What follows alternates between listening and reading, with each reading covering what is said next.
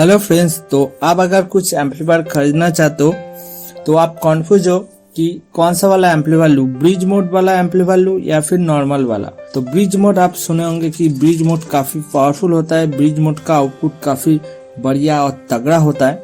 तो यहाँ पे कौन सा वाला लेना चाहिए, अब अगर इस वीडियो को पूरा देखेंगे तो आप बेहतर समझ पाएंगे आपके लिए कौन सा बेहतर होगा। ब्रिज मोड और जो नॉर्मल मोड है, तो यहाँ पे वाट जो है सेम रहेगा, तब आप कौन सा वाला लेंगे उसके लिए डिसीजन यहाँ पे हो रहा है। यहाँ पे वाट दोनों का सेम है, ब्रिज मोड का भी वाट सेम है, आउटपुट वाट, और नॉर्मल मोड पर भी जो भी आउटपुट हो रहा है वो सेम है। अगर तब कौन सा वाला आपको लेना चाहिए। वैसे ब्रिज मोड क्या है उसके लिए अगर आपको जानकारी चाहिए तो आई बटन पे मैं लिंक दे दूंगा, वहां से जाके आप देख सकते हो। तो ब्रिज मोड पर क्या होता है, आपका जो स्पीकर का आउटपुट होता है उस पे ग्राउंड का काम नहीं रहता, उस पे आपको प्लस वोल्टेज और माइनस वोल्टेज लेके ही काम होता है। तो इसीलिए अगर कोई ब्रिज एम्पलीफायर -15 ग्राउंड और +15 पर काम कर रहा है तो उस केस में उसका आउटपुट जो होगा वो 30 वोल्ट होगा, क्योंकि माइनस और प्लस वोल्ट लेके काम हो रहा है। तो इसलिए दोनों एक साथ प्लस हो जाएगा और दोनों मिला के आपको आउटपुट मिलेगा 30 वोल्ट का पीक आउटपुट मिलेगा।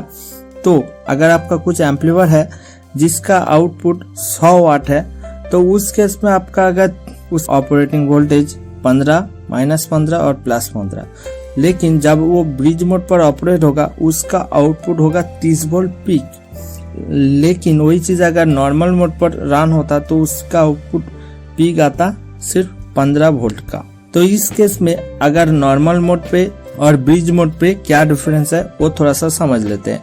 अगर आपका एम्पलीफायर का आउटपुट 100 वाट का है, अगर वो एम्पलीफायर नॉर्मल मोड पर चल रहा है तो उसका पीक आउटपुट 15 वोल्ट ही होगा। तो 15 को आप अगर 100 से डिवाइड कर देंगे, लगभग 6.5 एम्पियर तक आपको एम्पियर प्रोड्यूस करना होगा, तभी आपको आउटपुट 100 वाट तक आएगा। तो एम्पियर आपका कुछ लिमिटेशन करता है।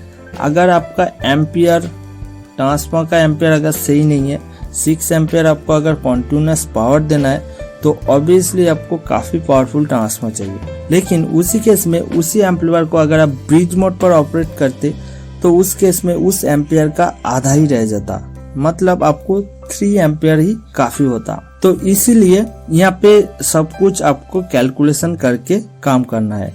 एम्पलीफायर को अगर ब्रिज मोड पर ऑपरेट करेंगे आपको ज्यादा आउटपुट मिलेगा, लेकिन किसी अगर नॉर्मल एम्पलीफायर बोर्ड पर उसका इनपुट वोल्टेज +30 और -30 है और ग्राउंड है, ठीक है।